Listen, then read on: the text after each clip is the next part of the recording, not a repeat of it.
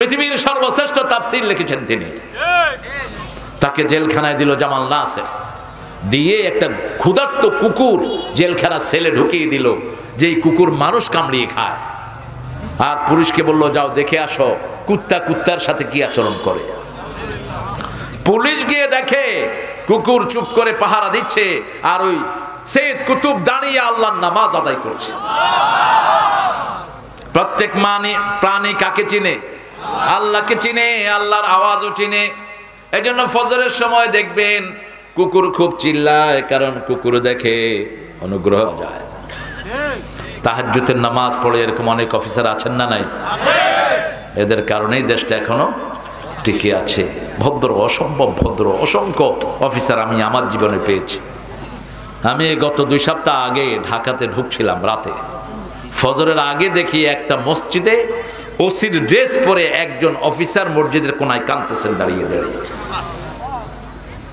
আল্লাহ এদের সংখ্যা বাড়িয়ে দেন, আল্লাহ এদেরকে সব বিপদ থেকে হেফাজত করুন। আপনারা কি মাহফিল শেষ করে দিবেন নাকি? রাসূল সাল্লাল্লাহু আলাইহি সাল্লাম বেরিয়ে গেলেন ঘর থেকে। শুয়েছিলেন কে? রাসূলের বিছনায় কে শোয়া? কেন আলী কেন শুলেন?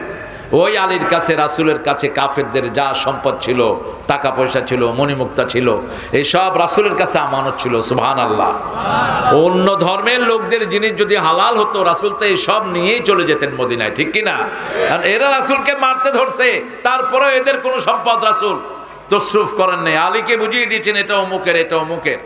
ওনার গায়ে একটা চাদর দিয়ে দিলেন, আর পড়ে দিলেন, আর বললেন, ও আলী, এখন যদি চাদরের উপর আক্রমণ করে তোমার কোনো ক্ষতি হবে না। চাদরের উপরে যদি কেউ কোপ দেয়, সেই কোপ থেকে আল্লাহ তোমারে বাঁচিয়ে দিবে। চাদর মোড় দিয়ে আলী ঘুমিয়ে আছেন।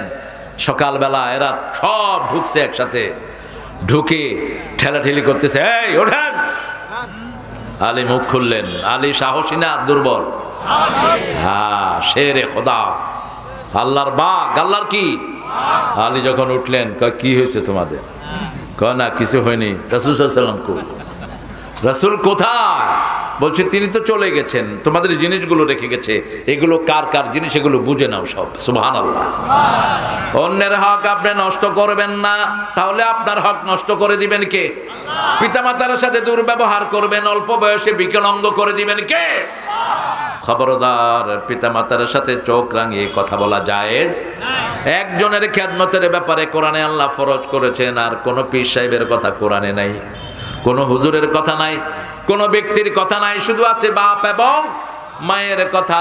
এই 2 জনের খেদমতকে ফরজ করে দিয়েছেন কে? আল্লাহ ফরজ করেছেন। আল্লাহ রাব্বুল আলামিন সেই জন্য বলছেন, তোমার বিবির সাথে তুমি রহমতের ব্যবহার করো, ভালোবাসার ব্যবহার করো।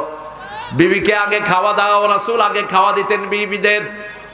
আমরা সবাই খাওয়ার পরে বিবিরা খায়, কিন্তু রাসূল সাল্লাল্লাহু আলাইহি সাল্লামের ব্যাপারে মা আয়েশা বলছেন, একসাথে খেতে বসতাম, প্রথম লোকমাটাই আমাদের মুখে দিয়ে দিতেন রাহমাতাল লিল আলামিন।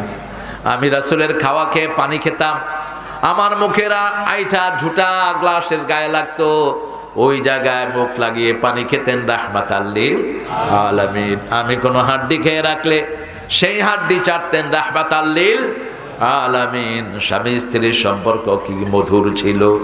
পরামর্শ নেবেন বিবি থেকে, বিবির পরামর্শ নেবেন, মেয়েদের ছেলেদের পরামর্শ নেবেন। এটা নিতেন মুহাম্মদ সাল্লাল্লাহু।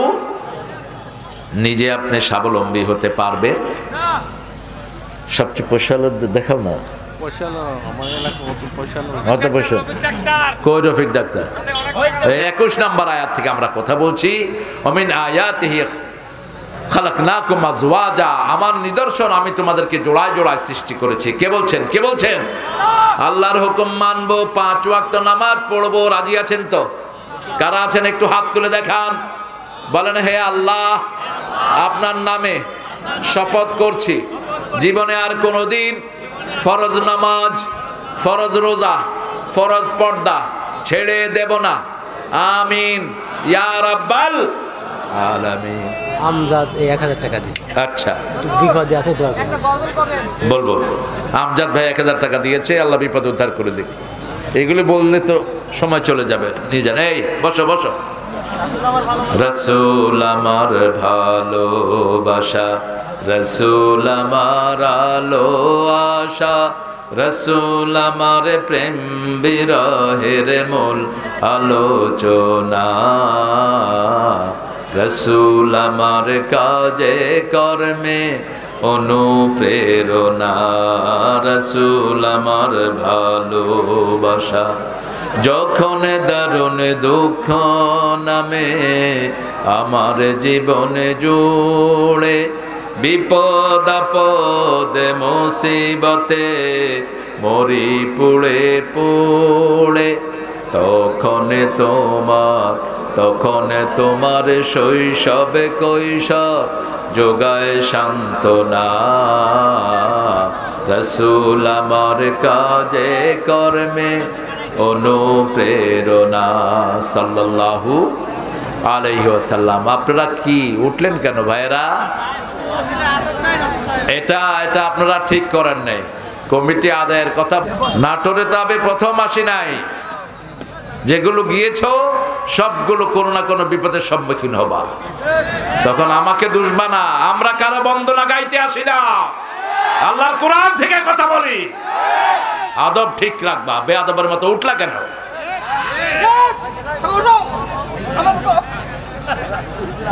কোরআন শরীফকে যত সহজ পেয়েছো তত সহজ না কোরআন শরীফ। কোরআন শরীফ ভদ্রলোকের জন্য ভালো, অভদ্রের জন্য বিরাট ঔষধ। এটা কোন সূরা থেকে কথা বলছি? সূরা রোম। কালো ছেলে সন্তান কালো হয় কেন, সাদা হয় কেন?